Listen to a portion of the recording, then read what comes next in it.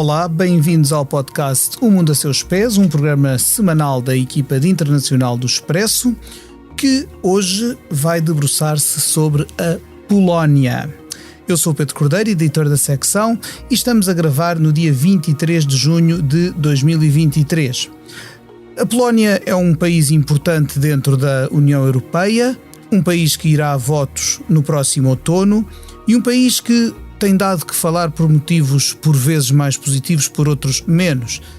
Se por um lado se tem destacado num apoio inquebrantável à Ucrânia desde que foi vítima da invasão pela Rússia, por outro está sob um processo da Comissão Europeia por violação do Estado de Direito.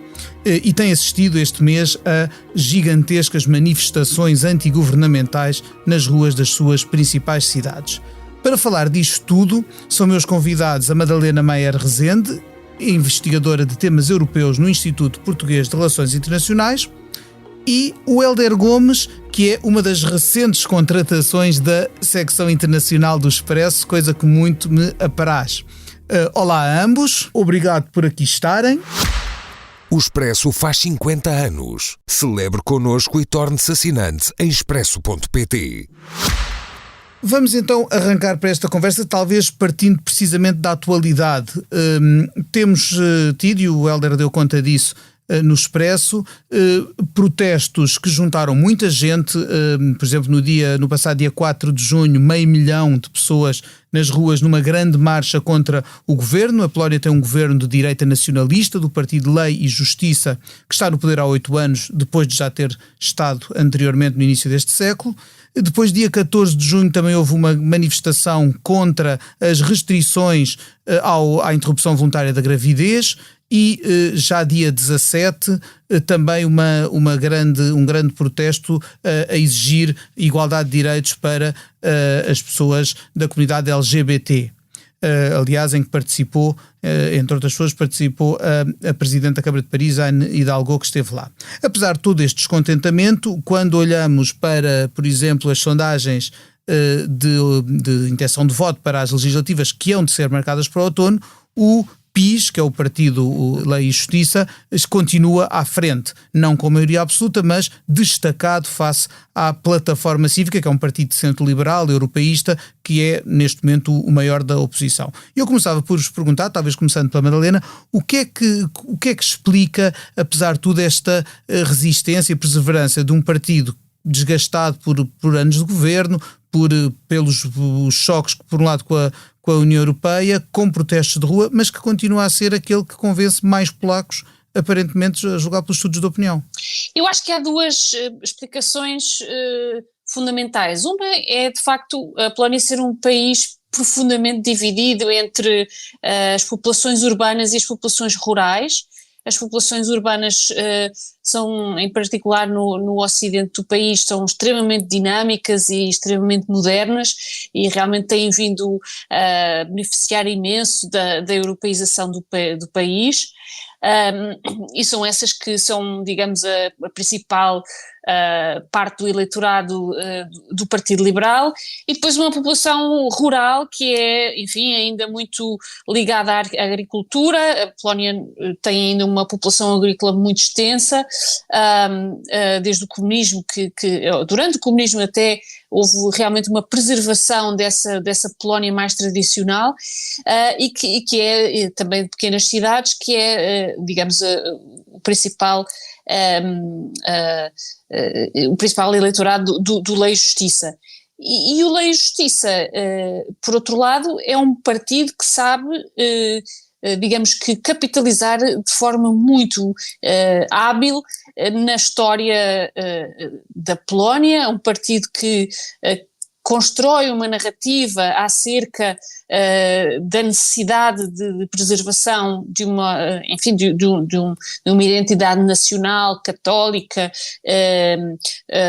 um pouco retrógrada do ponto de vista se olharmos do lado da Europa Ocidental, e que também, do ponto de vista económico, é muito eficaz em fazer transferências monetárias para essa população menos abonada pela economia ocidental. E, portanto, isso explica esta capacidade do partido de ainda estar à frente nas sondagens. São 35-30, mais ou menos. É verdade que tem andado a perder um pouco de apoio nos últimos meses e está preocupado com isso, mas ainda está à frente. Hélder, tu falavas-me há pouco, quando estávamos a preparar-nos para entrar no estúdio, também da forma como os choques com Bruxelas são de alguma forma capitalizados pelo governo polaco. Isto é aquela velha história que se passa em todos os países, praticamente em todos os países da União Europeia, de os governos reclamarem para si os êxitos e culparem a União Europeia pelos fracassos, ou há especificidades deste caso que gostasses de destacar? Então, eu esta semana, para um artigo que assinei no Expresso, falei com um politólogo que colocou essa questão de uma forma, para mim, bastante cristalina, que é, até às eleições deste outono, o governo do PiS, do Partido Lei e Justiça, vai andar entre apontar o dedo à União Europeia e diabolizá-la até como a razão de todos os males, e por outro lado de mão estendida a pedir no fundo fundos comunitários.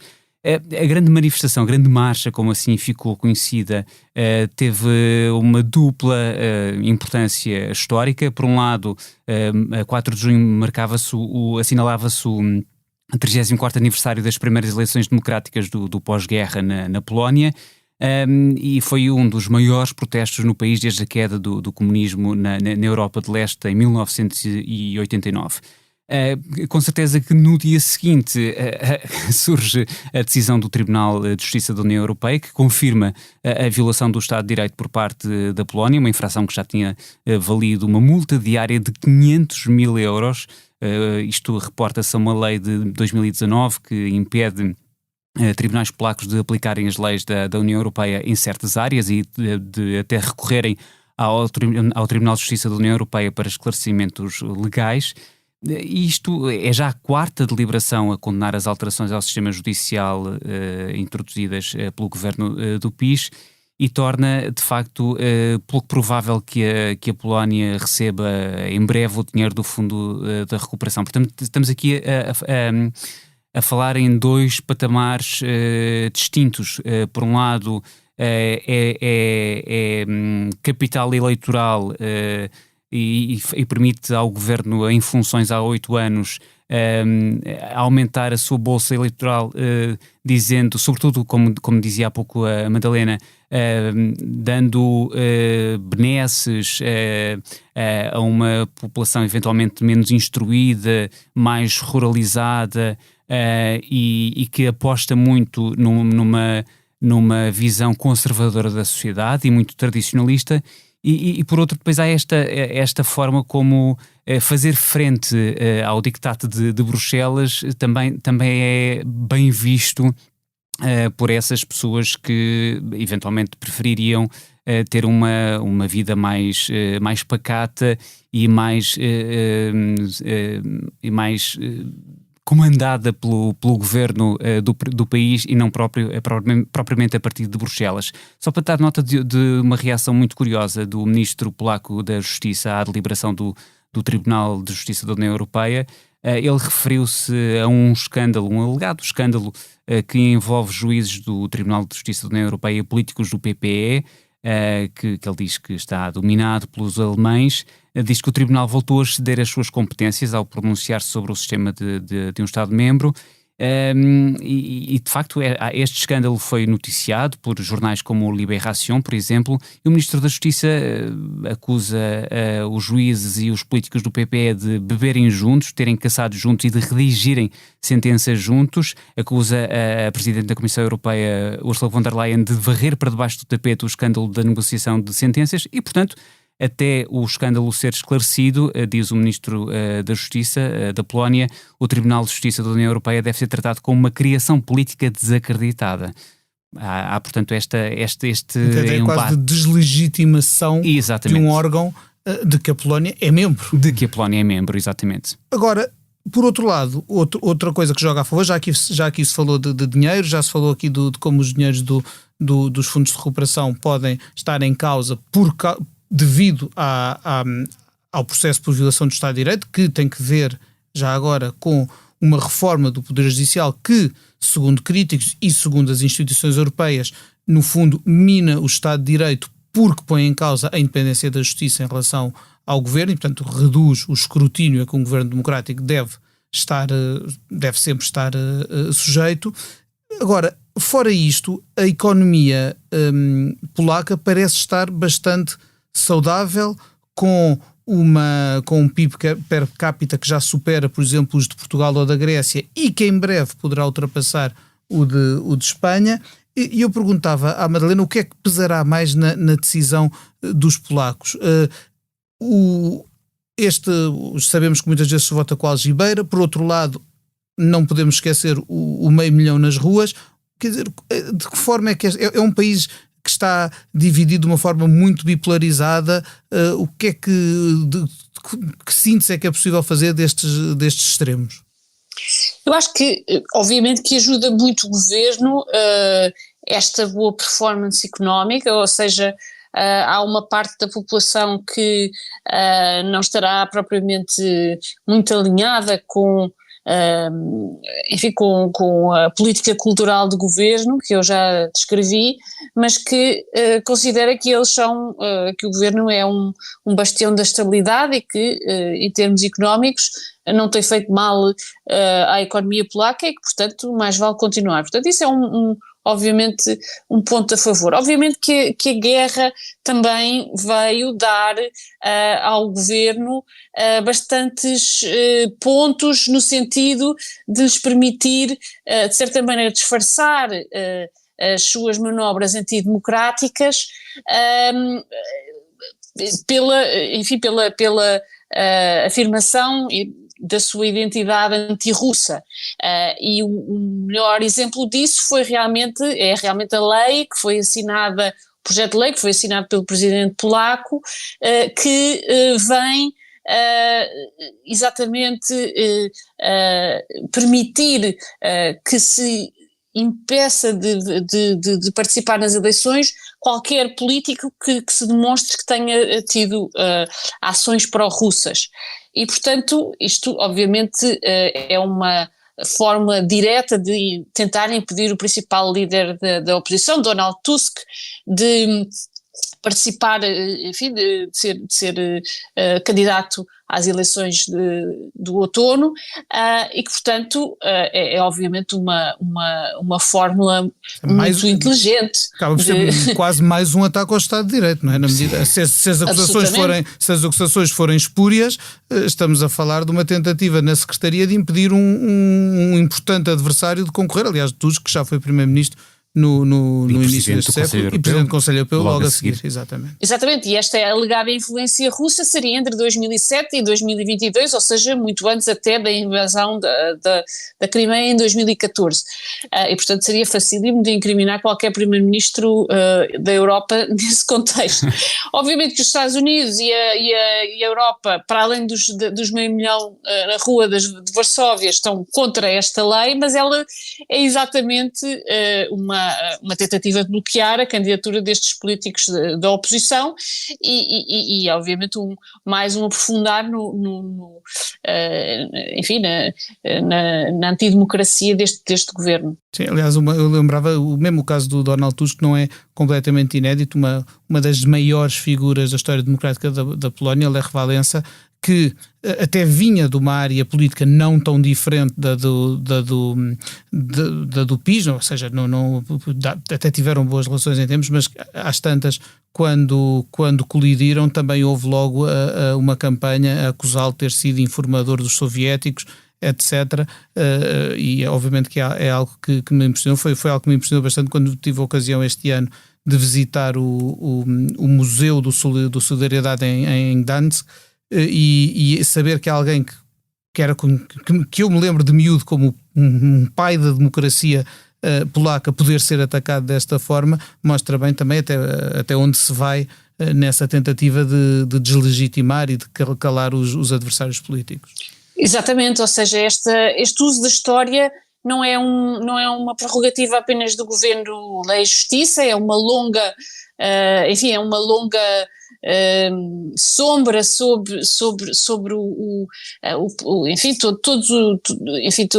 todos os governos democráticos que tentaram usar exatamente a história e a memória nacional. Aliás, há um instituto, um dos institutos mais bem financiados na Polónia, o Instituto de Memória Nacional, que é usado, foi criado em 2000, e é usado por todos os governos, principalmente os de direita, para incriminar todos os que não são da mesma linha política, não é? E, portanto, usam a história de forma muito seletiva para reafirmar, digamos, a necessidade de se manter governos nacionalistas como é este do Lei e Justiça. Agora, eu pergunto-me também, nesta história da Ucrânia e da guerra contra a Ucrânia e da invasão russa e do papão russo, de alguma forma, poder ser uma arma, um instrumento utilizado pelo governo polaco, pergunto-me também se cá fora da Polónia, no resto da Europa, não estamos a ser um bocadinho cúmplices disto. E eu explico porquê. Antes da guerra da Ucrânia, nós ouvíamos falar da Polónia e da Hungria como aqueles países com governos que dentro da democracia estão a minar a democracia, estão a pôr em causa o Estado de Direito, a independência da justiça, a independência da comunicação social, receberam inéditos processos, foram-lhes abertos processos por causa disso, e até depois ligado também às questões das migrações e às posições que tinham em relação aos migrantes, por vezes a roçar ou mesmo a chafurdar na xenofobia. Sim. Mas, entretanto, eu continuo a ouvir isso em relação à Hungria. A semana passada o primeiro-ministro português esteve no centro de uma polémica que, obviamente, havia ali questões que fossem que país que fosse a deslocação dele seriam sempre controversas, não estar na agenda oficial, etc. Mas, por outro lado, claro, estou convencido de que tudo foi ainda mais agudo por se tratar de Viktor Orbán, o anfitrião, digamos assim, de António Costa, alguém que é visto como um líder pouco democrático. Ora, eu, no último ano e meio, desde que a Rússia invadiu a Ucrânia, sinto que se mantém esse discurso crítico dos democratas, dos defensores da democracia liberal em relação à Hungria, mas que em relação à Polónia, bastante menos, e veja-se, aliás, as visitas de alto nível de que Varsóvia tem sido palco nos últimos meses.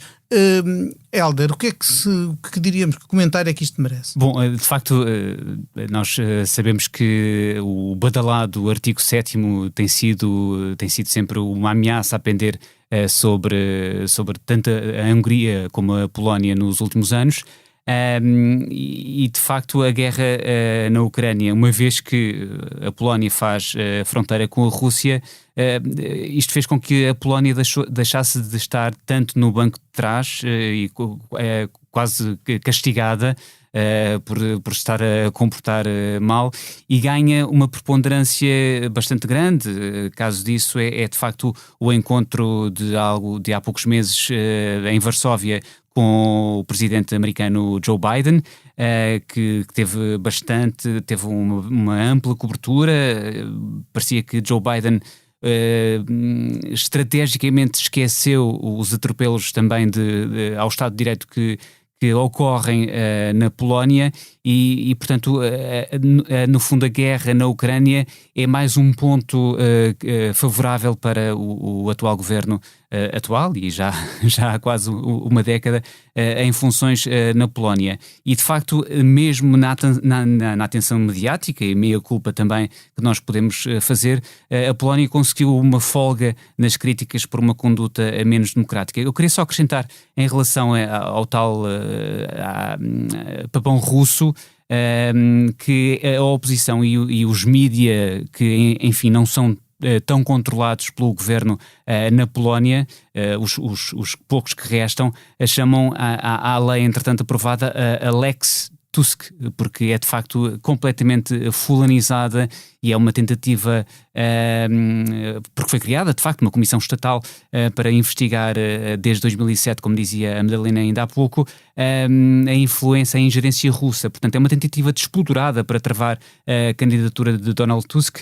E para também termos noção de como o ambiente está mesmo muito acirrado, a reação de Tusk a esta comissão e a esta Lex Tusk foi dizer o seguinte: os cobardes no Parlamento votaram por uma comissão para eliminar o seu inimigo mais perigoso, referindo-se naturalmente a si próprio, e temos de lembrar os pergaminhos de Tusk no meio disto tudo, além de primeiro-ministro, como dizíamos há pouco, entre 2007 e 2014, passou logo a seguir a ser presidente do Conselho Europeu e também no imediato presidente do PPE.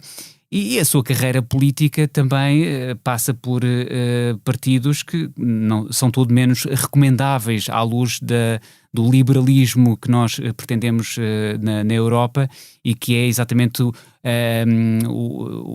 o oposto do antiliberalismo promovido pelo Viktor Orbán na Hungria e também pelo governo na Polónia. Ele passou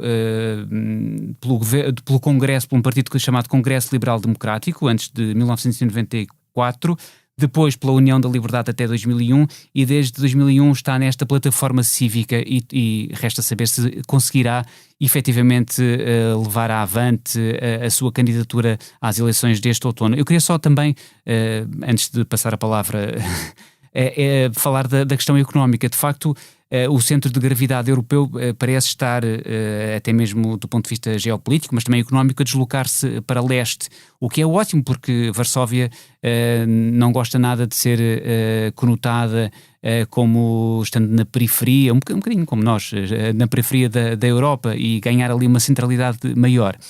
Mas há um alerta que muitos economistas têm feito, que é este desenvolvimento alavancado em capital estrangeiro, porque o crescimento económico da Polónia está muito dependente da entrada, do influxo de capital e da expertise, portanto experiência, conhecimento, competências do Ocidente.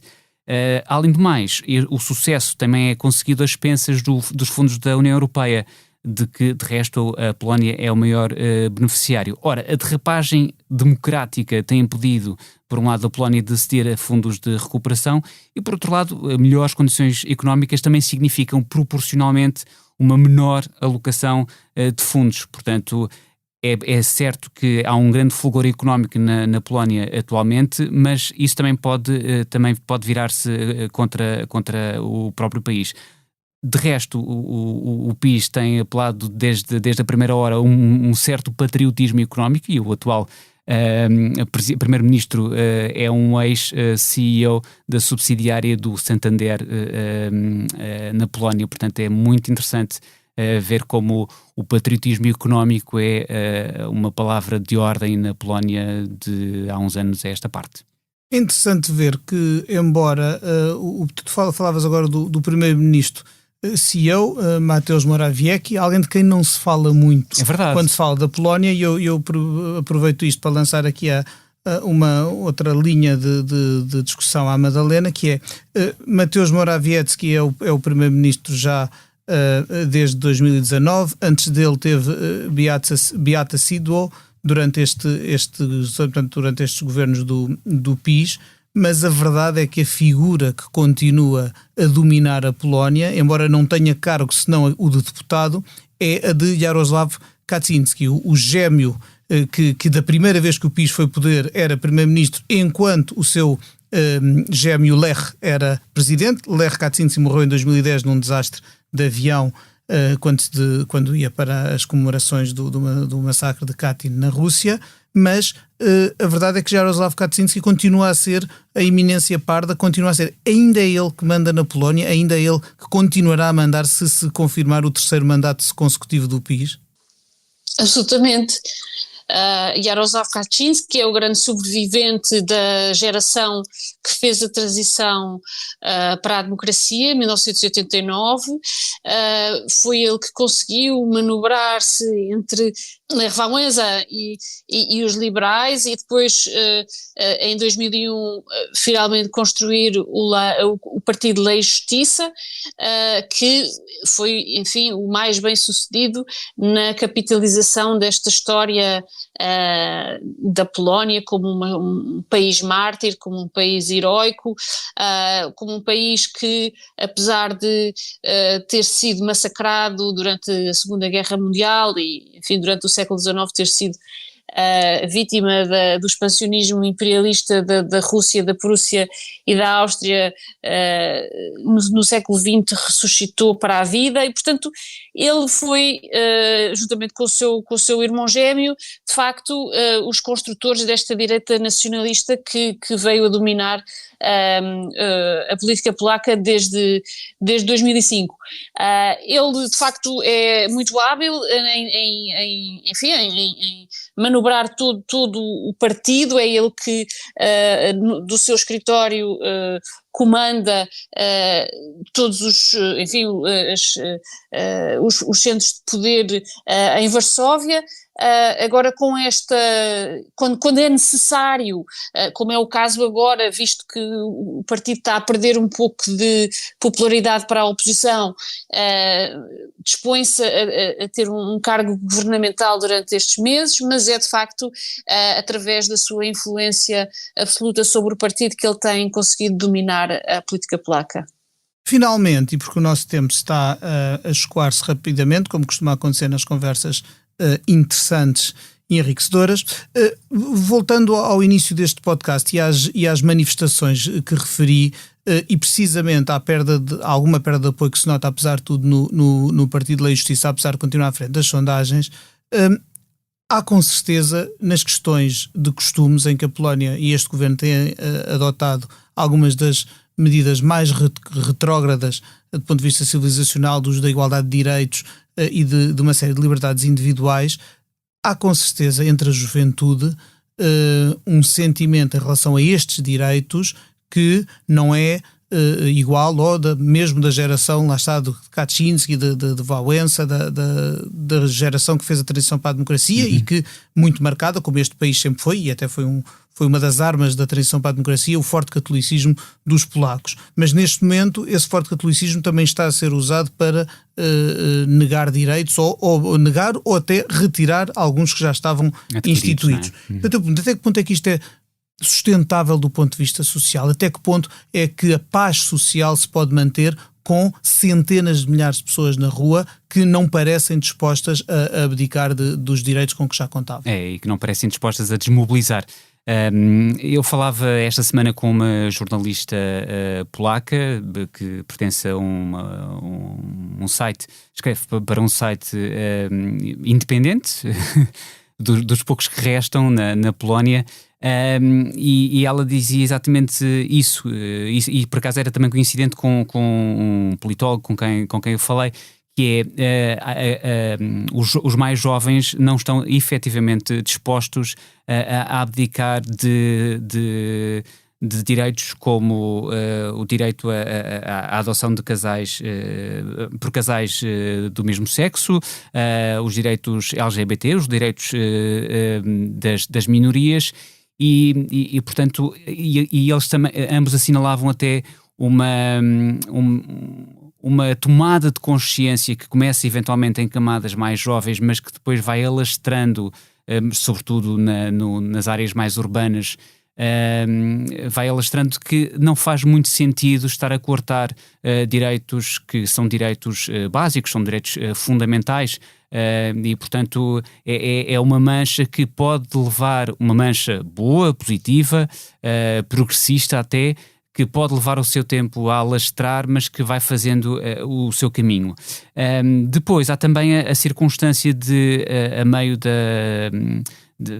da semana passada, ter havido uma grande manifestação relativamente como dizias no início, Pedro, relativamente às medidas muito restritivas para a interrupção voluntária da gravidez. Estamos a falar de um caso muito concreto de uma grávida, julgo que de 33 anos, que estava grávida de 5 meses e morreu na sequência de uma septicemia. Portanto, isto é uma coisa que diz muito, eu imagino, a jovens casais polacos, também certamente a não tão jovens polacos. Portanto, é um movimento que me parece que não terá retrocesso, ou seja, vai continuar mesmo que o PIS volte a ganhar, mesmo que tenha de fazer algum tipo de acordo para governar, como se prevê. É um movimento que se julga imparável e que, enfim, a bem da democracia e lá está, do Estado de Direito, se pretende que de facto não pare e tente contaminar no sentido positivo o resto da população. Estamos a chegar ao final do nosso tempo, mas eu não vos posso deixar ir embora sem fazer aquela pergunta que dirijo a todos os que passam aqui pelo podcast O Mundo a Seus Pés. E por isso começo a perguntar à Madalena se neste momento pudesse escolher ir para qualquer parte do mundo, para onde é que ia e porquê? Eu iria boa pergunta, talvez, aliás até vou, mas realmente vou com muita vontade, vou à Argentina, a Buenos Aires pela primeira vez e enfim, com grande vontade de conhecer essa grande cidade na América do Sul. Muito bem, parece-me um destino ótimo que eu partilharia sem qualquer hesitação. Eu também ia.